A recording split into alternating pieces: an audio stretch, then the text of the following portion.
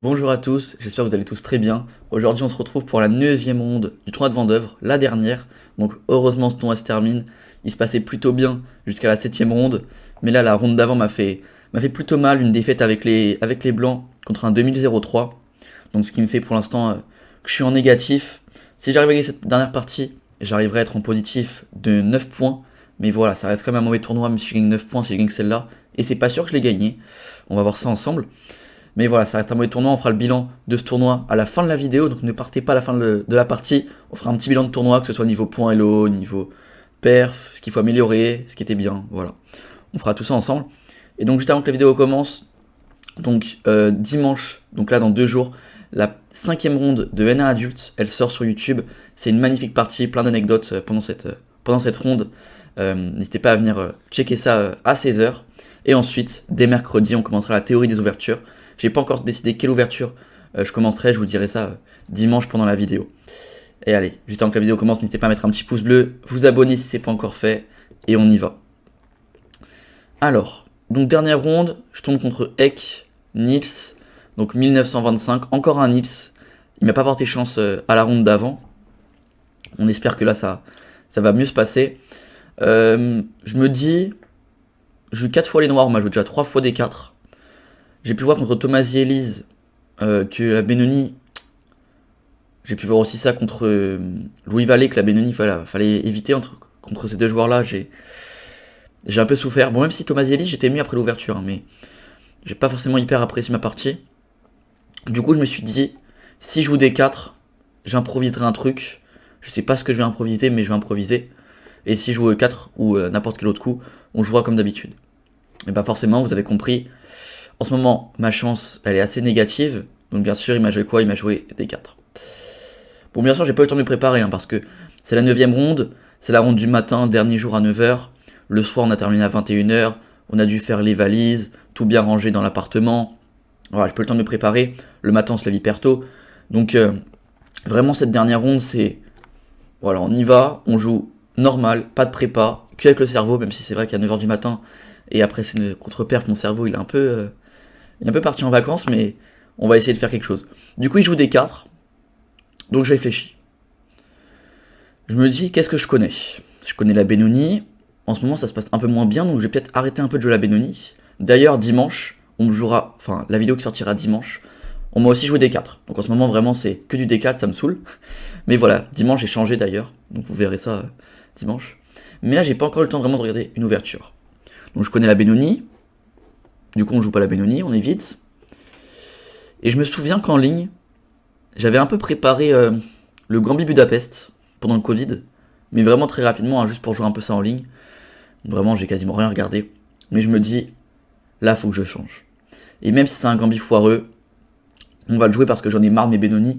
Surtout qu'à la fin de la partie, en plus, il y a mon père qui me dit, j'ai joué contre lui l'année dernière au même tournoi à Vendeuvre, et lui, j'avais joué la Benoni contre lui, il m'avait mis mal. Alors je sais pas ce qu'il m'a dit, s'il a fait une nul ou qu'il a perdu, mais au bout de 20 coups, il était raide. Le mec en face, donc Eknils, il connaissait hyper bien, il l'avait vissé de partout. Donc j'ai bien fait de changer. Parce que déjà que quand les gens connaissent pas très bien, je suis pas très très bien. Alors s'ils connaissent parfaitement, ok. Donc je joue quand même cavalier F6. Il joue C4.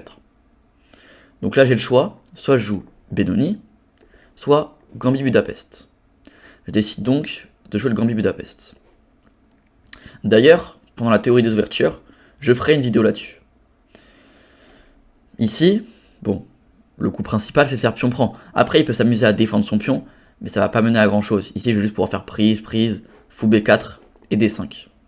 Et franchement, j'ai une position plutôt agréable, il n'y a pas de problème dans cette pose. Donc E3, on évite. Après, il peut aussi pousser, mais s'il pousse, on va juste faire fou C5, prendre les cases noires, jouer D6, prendre les cases blanches. Bon, on en reparlera dans la théorie des ouvertures, mais c'est très tranquille. Et du coup, le coup principal, c'est D prend E5. On vient donc donner ce pion E5 pour enlever le centre des blancs, ils ont plus trop le centre, et en même temps créer des pions doublés avec une faiblesse en E5 qu'on va récupérer, en tout cas essayer de récupérer le plus rapidement possible. Ici, on fait donc cavalier G4, même si cavalier E4 existe aussi, avec pour idée de jouer fou B4 rapidement. Mais voilà, on va pas s'éterniser là-dessus, on verra ça dans la théorie des ouvertures. Donc cavalier G4. J'attaque donc ce pion, Bon, coup principal ici, fou F4. Mais on peut se dire, est-ce que les blancs peuvent faire F4 pour le défendre à tout prix? Et bien la réponse, c'est non. Il y a fou C5. Je menace fou F2 ou cavalier F2. Donc seul coup, E3. Et maintenant on fait D6. Mais après prise, on peut se dire mais qu'est-ce qui se passe? Et bah là on fait juste petit roc. En fait l'idée vraiment c'est pas de ramasser ce pion. Là on pourrait se dire attends mais il y a cavalier prend. Mais ça en fait on s'en fiche. Parce que là on remarque que les blancs ils ont un fort centre et matériel égal. Donc ça nous va pas. Pareil si on prend de l'autre côté, si on fait fou prend, il y a déjà dame prend G4 intermédiaire. Et quand je ramasse le fou, il ramasse G7. Tour F8 et cavalier D2. Fou prend tour bien. Et là on remarque vraiment que les blancs sont beaucoup mieux. Avantage de développement, centre, des cases faibles à côté de mon roi. Je vais me faire mater rapidement. Donc c'est pas possible de prendre. C'est pour ça qu'on fait D6. Et surprise, pas trop le choix, hein, on fait petit roc. Il va donc faire D prend C7 et on fait dame prend. L'idée, on donne 2 pions, mais on remarque en fait, il a aucune pièce qui n'a bougé. Moi j'ai quasiment toutes mes pièces qui ont déjà bougé. Ça, il va falloir bouger ici, mais c'est déjà une énorme avance de développement. Donc ici, il peut se développer. Donc vraiment, il ne peut pas s'attacher à ce pion. Si vraiment il veut s'attacher à ce pion, il va se prendre du tour E8. Il va se faire défoncer s'il veut s'attacher à ce pion. E4 fou F2, bref, impossible. Du coup ici, après prise, petit roc, prise, dame prend, le meilleur coup c'est cavalier C3. Laisser rendre ce pion. Et après cavalier prend, fou prend, cavalier prend. On fait cavalier D5. Si je prends sa dame, il prend la mienne. Donc on va plutôt prendre ça. C prend et tour E8. Il va faire fou E2. Et là si on veut, déjà on peut déjà ramasser ce pion si on veut. Pour avoir matériel égal. Mais le meilleur coup, c'est plutôt de jouer des trucs en mode fou G4. Ce pion on pourra le ramasser quand on veut. Et là on est vraiment très très bien. C'est pour ça que F4 n'est pas une idée possible. D'ailleurs il ne l'a pas fait. Il a joué fou F4. Et je pense qu'il connaissait parce qu'il m'a un peu joué tempo. Donc bon. Fou F4. Je joue donc cavalier C6. J'attaque donc 2 fois ce pion. Faut qu'il le défende. Donc coup assez logique. Cavalier F3. On vient défendre ce pion. Maintenant mon idée, ça va être de ramasser ce pion. Donc il faut que je remette une 3ème pièce sur ce pion. Donc seul coup, c'est dame E7. Le problème de dame E7 directement, c'est qu'on bloque ce fou. Il pourra plus sortir. Et mon adversaire, il peut jouer cavalier C3. Et quand je vais vouloir ramasser ce pion, il pourra jouer cavalier prend et cavalier D5. Il va et m'embêter là-dessus et m'embêter là-dessus. Dame D6 pareil le seul coup et C5. Je vais soit perdre ça, soit perdre ça. Donc dame E7 c'est très très mauvaise idée. Ici on fait donc fou B4 intermédiaire. On fait un échec. Donc il fait cavalier C3. Et maintenant on peut faire dame E7. Pour attaquer ce pion. Mais en fait ça je m'en souvenais plus. Je me suis vraiment posé parce que je m'en souvenais plus. S'il fallait d'abord prendre le cavalier en C3, d'abord jouer dame E7, ou d'abord jouer F6. Je me souvenais de plein d'idées différentes en même temps, mais j'avais pas les idées vraiment précises dans l'ordre. Ici le meilleur coup c'est fou prend. Pion prend et dame E7. Donc on attaque 3 fois ce pion. S'il fait rien, on va juste le ramasser. Et là, on a vraiment une bonne position, c'est même léger avantage noir.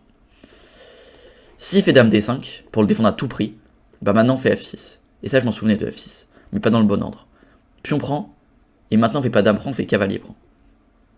Bon, il revient peut-être en D3. Et maintenant on peut jouer D6. Avec pour idée de jouer rapidement peut-être des idées en mode fou E6, dame F7, H6 pour ramasser ça. Ou alors G6, fou F5, petit roc, tour 8. Mais en fait j'ai un pion de moins. Mais il a tellement de faiblesses. Un retard de développement. Un roue au centre qui va rester hyper longtemps. Des pièces mal placées qui gênent ses pièces. Une paire de fous qui sert pas à grand chose. Donc là vraiment, c'est agréable pour moi à jouer. Et ça c'est la position typique je pense. Si je dis pas de bêtises. Ouais, c'est vraiment la position typique. Là, c'est soit E3, soit G3 du Grand Budapest. Mais moi, je me suis trompé. J'ai pas joué fou prend. J'ai interverti, j'ai joué dame E7. Je me souvenais plus.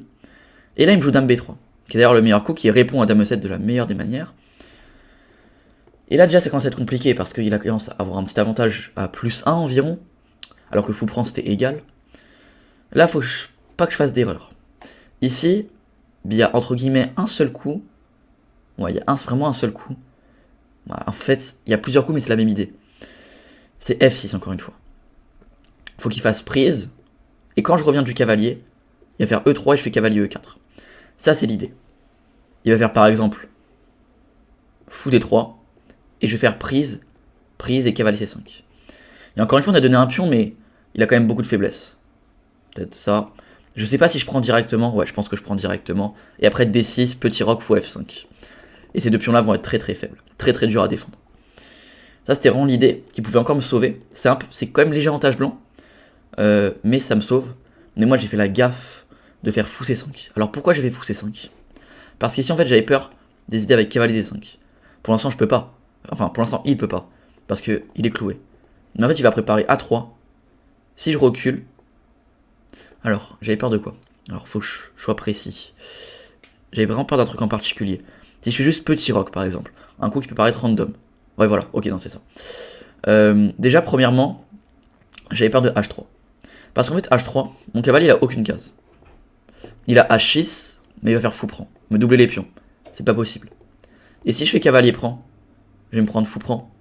Et maintenant, cavalier prend. Cavalier prend. Cavalier prend. Et là, je peux pas reprendre parce que j'ai la pièce qui est en l'air. Et si je prends ça, il prend comme ça. Donc, j'ai peur de H3. J'avais peur aussi d'autre chose. Donc sur petit roc, j'avais peur en fait qu'il arrive à me bouger ce fou là. Et si mon fou il est plus cloué, il y aura la case D5 très très forte pour son cavalier. Donc il fallait que je fasse attention à pas mal de choses. Mais j'ai donc joué fou C5. Comme ça, s'il fait H3, j'ai cavalier prend. J'ai même cavalier prend F2. Mais ok, au pire des cas, j'ai cavalier prend. Et là, j'ai plus de pièces en l'air. Mais j'ai cavalier prend F2 déjà. Donc H3 n'est plus possible. Sauf qu'ici, j'ai plus le clouage. Donc il peut faire cavalier D5. Il a décidé de pas le faire. Mais qui est D5, c'était quand même assez fort. Je fais dame D8. Et maintenant, il peut faire E3. Et après, il va se développer. Et vraiment, là, je suis un peu à l'étroit. Hein. Je suis vraiment à l'étroit. Et c'est compliqué à jouer. Mais lui, il a décidé de jouer E3. Qui est quand même un bon coup de jouer E3. En fait, il va le jouer après, qui est D5. Il est pas pressé. Il peut le jouer un peu comme quand il veut. Et je décide donc de jouer fou B6. Alors, pourquoi fou B6? Parce qu'en fait, je me suis rendu compte que si je ramasse ce pion, il y aura cavalier D5. Peut-être cavalier prend F3 intermédiaire, ou pas. Et dame D6. Et grand roc. Et là, je vais vraiment avoir un souci. Il menace des découvertes. Si je bouge la dame, il y a cavalier prend C7. Si je bouge la dame, je perds ce cavalier. C'est horrible, horrible cette position. Donc je peux pas prendre ce cavalier. Enfin, je peux pas prendre ce pion avec le cavalier. Je fais donc fou B6. Comme ça, quand il fera cavalier D5, j'aurai des cases libérées par là pour ma dame. Donc plus d'espace pour vite peut-être échanger les dames. Et en même temps, ce fou va défendre ce pion C7. Il fait donc fou E2. Il continue son développement. Je fais donc cavalier G prend E5. Il fait cavalier prend, et petit roc, qui est une gaffe. Ici, il a raté cavalier D5. Dame E6, je vais pas me clouer tout seul. Et dame A3. Il m'empêche de roquer. Je fais donc D6. Et maintenant tour D1. Bon ok, je fais donc petit roc. Et maintenant prise. Parce que si je reprends de A, je perds ma tour. Mince, à chaque fois je fais des bêtises. Mince. Si je reprends de A, je perds ma tour. Donc je reprends de C.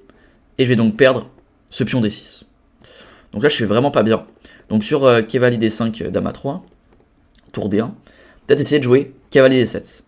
Pour éviter ce problème-là. Mais même comme ça, cavalier prend, il y a peut-être des C5. Prise dame prend, paire de fou, 2 îlots de pion contre 2, mais c'est très très difficile à jouer. La colonne, très très difficile à jouer. Donc il a raté cette idée-là. Il a joué d'abord petit roc. Il a préféré mettre son roi à l'abri. Je fais donc D6. Voilà, j'essaie de me développer, d'éviter les problèmes. Maintenant, il fait cavalier D5. Mais maintenant, je peux jouer peut-être dame E6. Sans avoir trop de problèmes. Il fait donc A4. C'est très très bien joué A4. A4, en fait, j'avais pas du tout l'idée. J'ai pas du tout l'idée. Bon, déjà, la principale idée, c'est d'enfermer ce fou, bien sûr. Mais j'avais pas l'idée qui allait avec. En fait, moi, je me suis dit, cavalier C6. S'il fait A5, je peux faire cavalier prend. Tour prend. Non, attends. Je me suis dit, C6. A5, cavalier prend, ouais. Tour prend, fou prend. Là-dessus, il n'y a pas de problème. Donc C6, A5, cavalier prend. Tout va bien. Il peut donc pas jouer A5 sur cavalier C6. Mais j'ai raté une tactique. Ici, je vous laisse mettre la vidéo en pause et essayer de comprendre comment les blancs gagnent. Et en fait, même quand il m'a joué le premier coup de la variante, je l'ai pas compris directement. Parce qu'il faut pas trop se... Je vous donne un indice. Faut pas trop se préoccuper de ce côté-là de l'échiquier. Faut se préoccuper plutôt de ce côté-là de l'échiquier. Pour comprendre la tactique. Franchement, j'y ai même pas fait attention. Ici, on va commencer par le meilleur coup. C'était C6. Fallait jouer C6. Fallait laisser ce pion en l'air et jouer petit roc. Donc voilà, humainement c'est compliqué de se dire je vais laisser un pion, je vais avoir un pion de moins, mais j'ai roqué. Ça se voit que c'est compliqué ici déjà. Je fais donc quai C6 et je me prends la tactique. Peut-être certains d'entre vous l'ont vu. C'est A5. Et là en fait moi j'étais tout content. Je me suis dit, attends mais il y a cavalier prend, sur tour prend, on fait fou prend. En fait je me suis dit il a calculé ça. Cavalier prend, tour prend, fou prend, dame B5 ou dame A4, on s'en fiche. Sauf qu'il a oublié qu'il y avait C6. Et quand il ramasse ça, je ramasse ça. Et je me suis dit, ah ok, il veut rentrer là-dedans. Mais je me suis dit, attends, mais ça va. J'ai une qualité de plus. Ok, mon roi est au centre, il y a peut-être des faiblesses, la tour va rentrer. Mais j'ai quand même une qualité de plus maintenant. Je me suis dit, il a calculé ça. Mais quand je joue cavalier prend, je vois, il approche sa main de ma dame, enfin de sa dame, et il joue dame C3.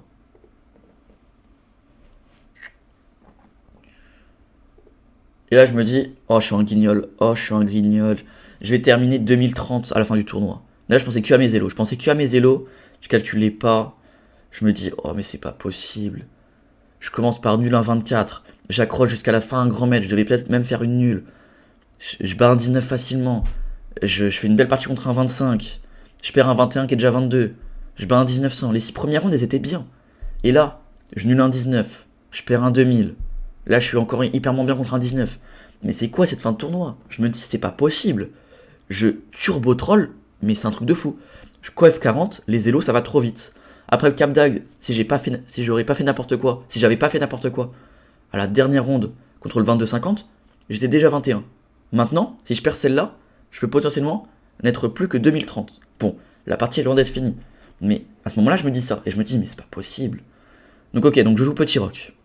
Bien sûr, on va pas bouger le cavalier parce que sinon il y a dame prend, tour F8 et cavalier F6. Le roi va devoir bouger et fou G5.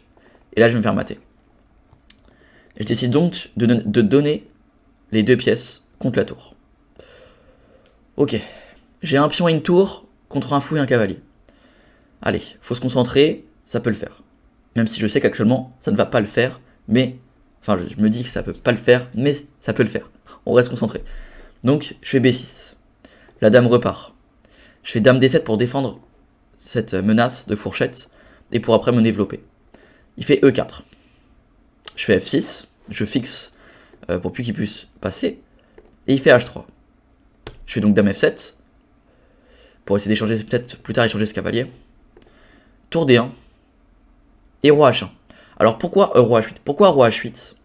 Ici en fait, il menace, si je fais un coup random, cavalier prend C7, dame prend C7, fou prend D6, dame F7, fou prend dame prend. Et ça en fait, je me rends compte que je peux être content. Parce que j'ai plus qu'un pion de moins. Et si j'ai plus qu'un pion de moins, ça peut le faire. Une finale où il y a des dames, des tours, un fou, un seul pion de moins, surtout que c'est un pion qui est... Le pion de plus il est ici, hein. C'est compliqué de faire un pion passé avec ce pion. Donc franchement, ça peut le faire.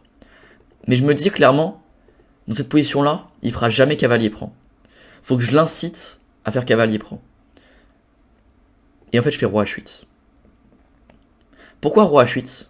Parce que là, il peut se dire, cavalier prend, dame prend, fou D6, dame F7, fou prend, dame prend. Et dans cette pose-là, le roi, il est mal placé. Toutes mes pièces sont mal placées. Ok, j'ai un pion de plus, j'ai une bonne finale. Toutes ces pièces sont mal placées. Ok, je fais cavalier prend C7. Sauf que c'est une erreur. Ici, l'objectif des blancs, c'est de vraiment garder cette position, avancer. J'ai du matériel en plus, je crée des menaces. Il faut pas surtout pas faire cavalier prend C7. Et j'ai réussi à la tirer, et il l'a fait. Bon, il a toujours un avantage, mais c'est moins conséquent. Je fais donc dame prend. Fou prend D6, dame F7, fou prend, dame prend. Et E5. Ça, j'avais calculé tout ça. Je me suis dit, ok, fou F5, pas de problème. Fou F3, tour E8, je le force à prendre. Et maintenant, cette finale-là, je l'avais calculé dès le début. Cette finale-là, je m'étais rendu compte après roi H8 que la finale après cavalier prend, dame prend, fou prend, dame F7, fou prend, dame prend, E5, E5, fou F5. Mince, j'arrive pas à faire les flèches. Et les finales avec pion prend et quand on va créer le pion faible en F6, je me suis rendu compte que ça va être très chaud, mais ça va beaucoup mieux que le milieu de jeu. Parce que ici j'ai un 2 contre 2, ici j'ai un 3 contre 2, sauf que c'est un 3 contre 2 côté roi. Et les 3 contre 2 côté roi, c'est très difficile pour se créer un pion passé.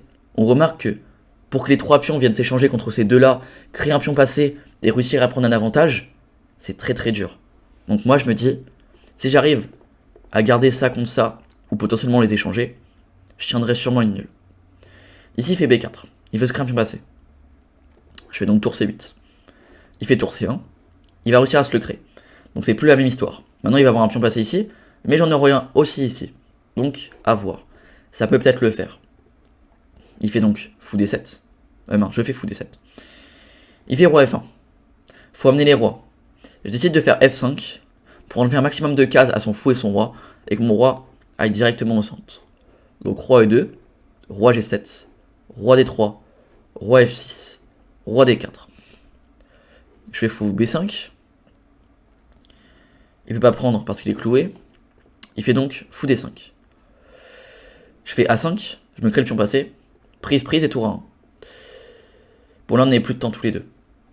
Et en fait, A5 c'est vraiment une erreur. Mais en fait ici je savais vraiment pas quoi jouer quoi. L'ordi conseille ça, ça je crois. Mais même comme ça se voit que c'est. Ça se voit que je vais la perdre bientôt quoi. Je savais vraiment pas quoi jouer. J'ai fait A5 et en fait ça va perdre un pion. Parce que je peux plus le défendre ce pion. Il m'attaque le fou et le pion. Je fais donc fou C6. Tour prend. Fou prend et tour prend. J'ai 2 pions de moins. Et là je me dis. Comment j'arnaque ça? Comment j'arnaque ça? Bon, je me dis ok, si je laisse la tour ici, il va juste avancer progressivement. Et il va finir par gagner. Ce qui veut donc dire, faut pas juste que j'attende, faut que je contre-attaque. Je fais donc tour A8. Il fait C5. Et maintenant qu'il a fait C5, c'est le coup que j'attendais. Je fais tour A4. Comme ça déjà, son roi, il est obligé de reculer. J'ai déjà réussi à faire quelque chose. Maintenant j'ai tour C4. Et maintenant on remarque quoi? Si la tour bouge, il perd ce pion. Et le roi est coupé. Donc déjà ça commence à sentir un tout petit peu nul. Un tout petit peu. Là, j'y crois un tout petit peu plus. Il fait F4. Il fait F4. J'y crois encore un tout petit peu plus. Il se crée des faiblesses. Je fais donc H5. Avec l'idée de venir fixer la structure et ramasser les pions. Il fait tour D6. Roi E7.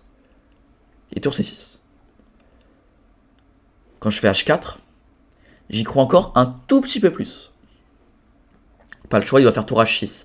Sinon, je vais juste faire ça et ramasser les pions. Et s'il veut faire roi là, on fera que des échecs. Il fait donc tour H6. Il échange ça contre ça. Ok. Là, je me dis, si j'échange ça contre ça ou ça contre ça, c'est gagnant pour lui. Ce qui veut donc dire qu'il faut d'abord que j'arrive à ramasser un pion. Ok, donc je le poursuis d'échecs. Tour C3, roi F2, tour C2. Il fait roi G1 qui est une erreur. Il aurait peut-être dû faire roi G3 plutôt. Mais ok, ça change pas grand chose. Tour là, échec, j'avance. Roi G3, tour C8.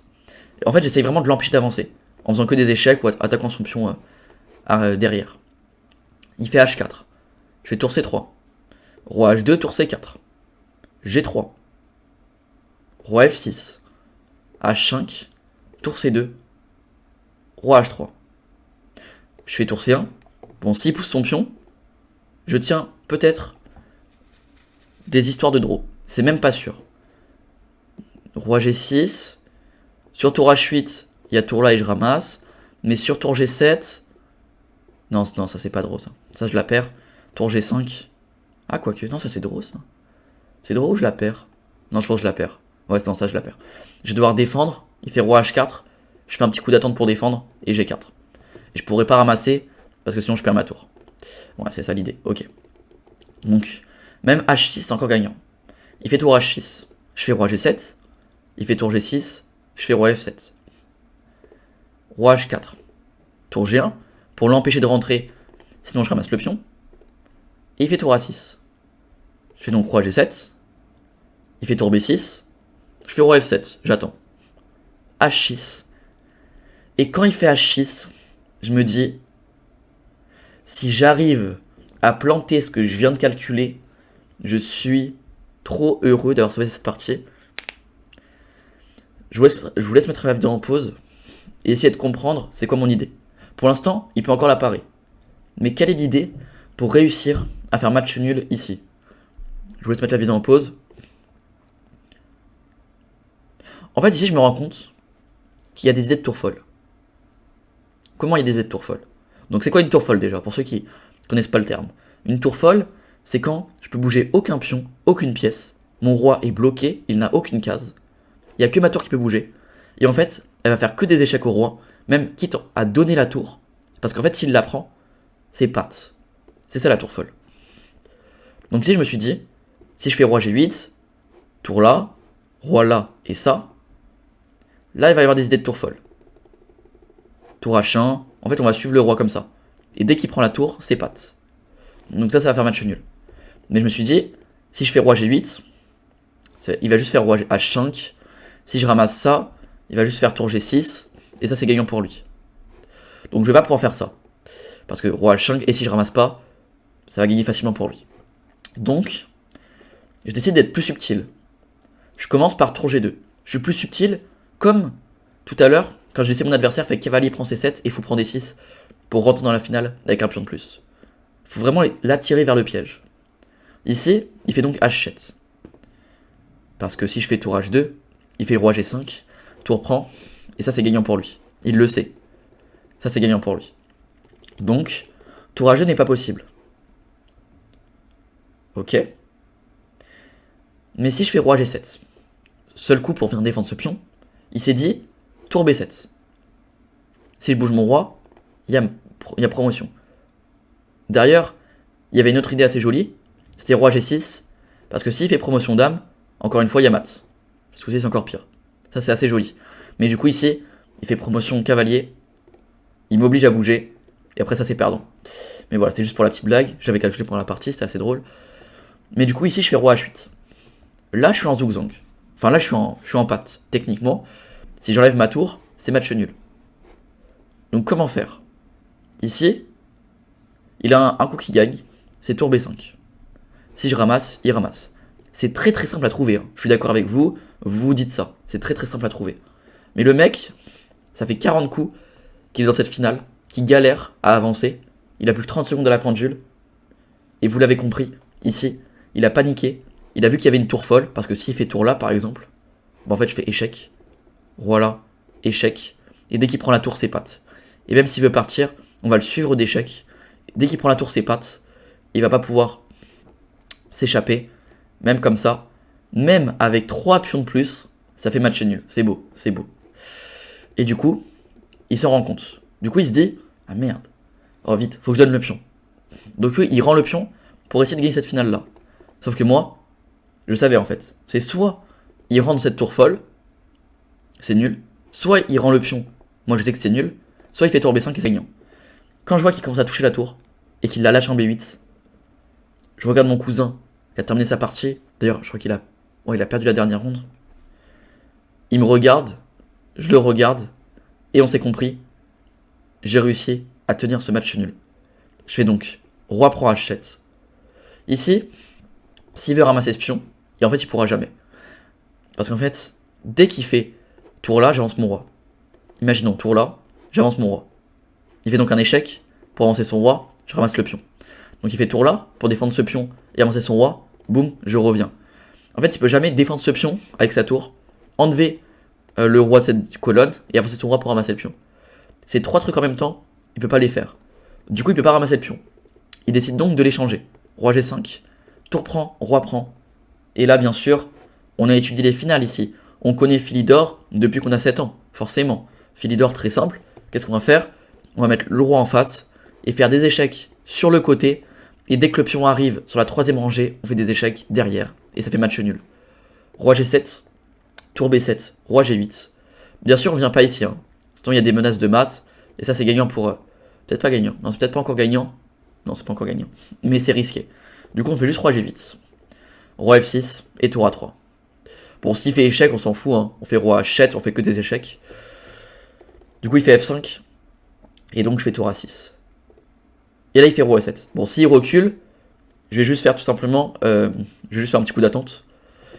S'il fait rien, je fais des coups d'attente. Et dès qu'il avance le pion, boum, on repart derrière. Et on fait que des échecs. et ça fait match nul. Il fait donc roi E7. Je fais tout simplement roi G7. Parce qu'en fait, maintenant, son roi, s'il fait ça, je ramasse le pion. S'il fait ça ou ça, je ramasse le pion. Donc pas le choix, il fait roi 8 échec.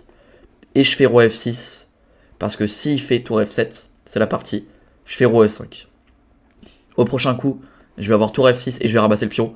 Donc il fait roi E7 pour m'en empêcher. Et je fais juste tour A7. Roi E8. Tour prend. Roi prend. Et roi prend F5. Et là, je me dis même, en fait non, je suis même pas heureux en fait. Non, à la fin de la partie, je suis même pas heureux. Parce que je me rends compte qu'en fait, dans ce tournoi, ok, j'ai fait nul en 24, ok, j'ai accroché un GM, je sais pas quoi au début, c'est bien beau. Mais à la fin de ce tournoi, j'ai quand même réussi à faire que 1 point sur 3 contre des joueurs à 1900-2000. Après oui, la 1900 que j'ai fait nul, elle est déjà à 2050. Le 2000 que j'ai perdu, il est déjà à 2120. Ok, si vous voulez, mais quand même, 1 sur 3 pour terminer ce tournoi, ça fait très très mal. On va faire un petit bilan de ce tournoi. Avant, on va faire le bilan de partie. Avant, on va faire le bilan de partie. Et ensuite, on fera un petit bilan de ce tournoi de Vendeuvre. Donc, je pense que vraiment les précisions sont très très basses. C'est une partie très mauvaise. Dans l'ouverture, j'ai rapidement été perdant. Milieu de jeu, peut-être qu'on a un bon milieu de jeu parce que. Enfin, moi j'ai un bon milieu de jeu parce que j'ai réussi à tenir. Peut-être j'ai une bonne finale aussi parce que j'ai réussi à tenir. Quoique, peut-être j'ai une précision assez haute en fait. Parce que, à part l'erreur au début, c'est vrai que j'ai joué quand même assez précis pour tenir. Donc peut-être qu'elle est pas si basse que ça pour moi. Pour lui, dans l'ouverture, il a très bien joué. Et après, il a pas réussi à convertir. Ouais, je pense qu'on doit être vers 85 tous les deux, peut-être alors. C'est pas très très haut. Ouais, peut-être même pas 85, je sais pas. Je sais pas du tout. On va voir ça dans quelques secondes. Mais en tout cas, voilà, un tournoi très mitigé. On fera le bilan du tournoi juste après ce bilan de partie. Mais ouais.